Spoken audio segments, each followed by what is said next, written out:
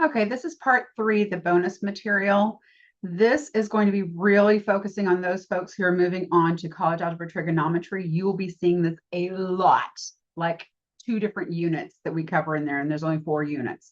So this material is covered a lot when you get to college algebra trig. The other 2 classes, a little bit in stats maybe, but not problem solving at all. But you're going to have to get through this. So I'm going to make this as simple as possible for you. The one thing you need to understand is because that X and Y are both not just a 1 for the exponents. This one's got a 2.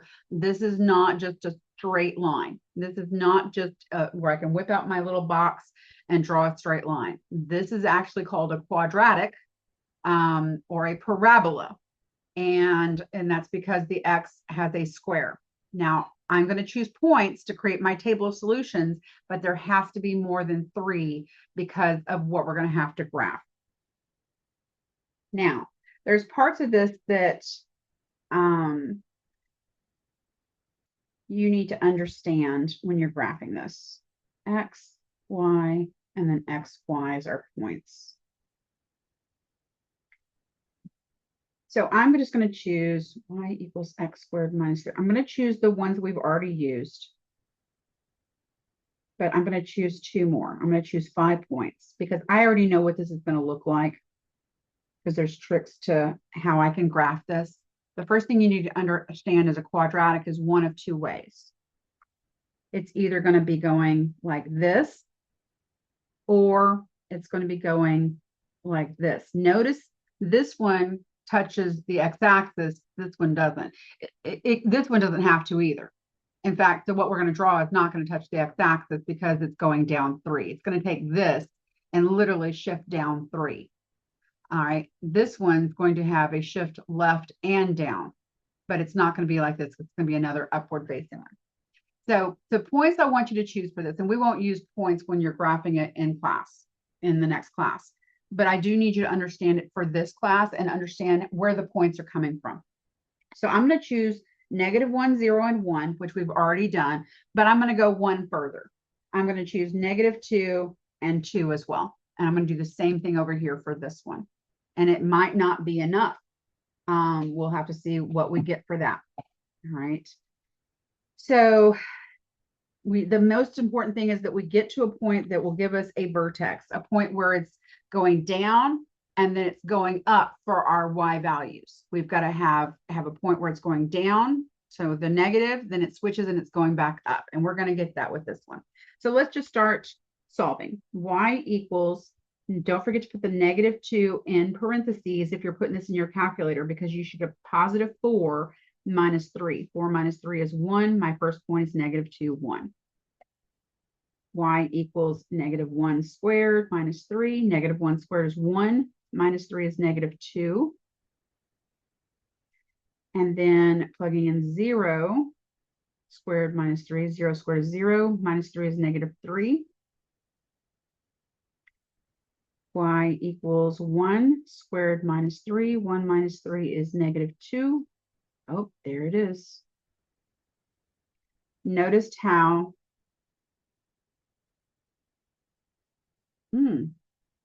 okay, interesting. And then Y equals 2 squared minus 3. 2 squared is 4, minus 3 is 1, 2, 1.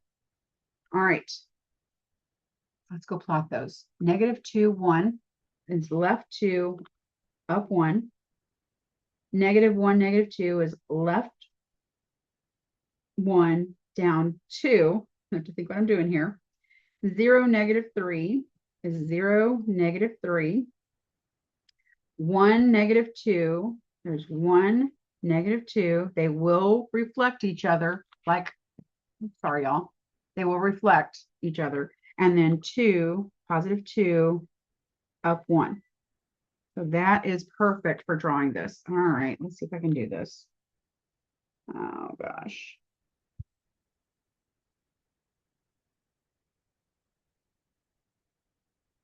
All right, there is my quadratic.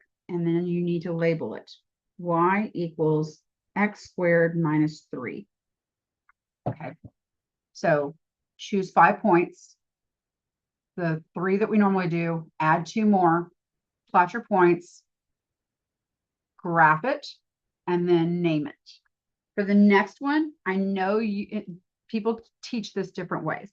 Many people will expand this and then simplify. I don't think we need to do that. I think we can just go at it like it is. So I'm going to use a different flavor. X, y equals x minus 1 squared minus 4, y, and then x, y. I'm going to choose the same points. If I need more, I can use them. All right, let's see if we can get to a vertex. Plugging in -2 for x.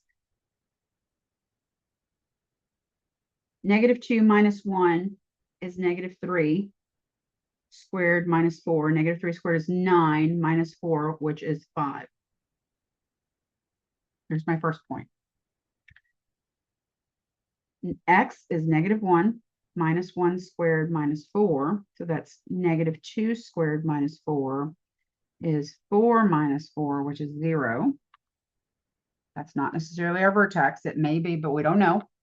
Just because that was 0 doesn't necessarily mean that. The next one is 0 minus 1 squared minus 4 is -1 squared minus 4, which is 1 minus 4, -3. And then we've got 1 minus 1 squared minus 4. Well, that's 0 squared minus 4. 0 minus 4 is just -4. And then 2 minus 1 squared minus 4. 2 minus 1 is 1. Squared minus 4 is 1 minus 4, -3. Okay, I think we've hit it because this one's repeating itself now. That means this is my vertex. All right, let's check to see. -2, 5. Left 2, up 5. Left 2, up 5. -1, 0. Left 1, and then leave it there. 0, -3. So from here, we're going to go down. Oh, it's the same point. 0, -3. 1, -4. 1, it's going further. It's right here. And then 2, -3. 1, 2. Yep, there it is right there. So this is my lowest point right where my x squared is, which means this is going to repeat. This is going to be here, and this one's going to be up to 5. All right.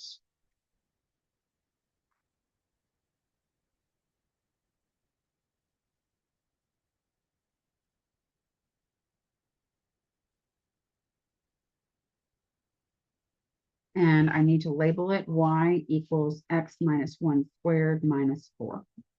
All right, another quadratic. Notice it's different vertex. This one just dropped down from a typical, a regular quadratic would be here, 2, 4, 4. All right, it would be, and these are called toolkit functions, the one I'm drawing right now. So for those of you moving on, this would be a toolkit function. This is the original function. This one is a representation of y equals x squared. So if this one's y equals x squared, the next one is x squared minus 3, means it's down 3. And then the next one is, we're not going to discuss this completely, but this is a horizontal shift and a vertical shift, right? I'm done. So just wanted to make sure that I covered that just a little bit with y'all, so that you have the supports for that going into college algebra trick, because we're going to see it.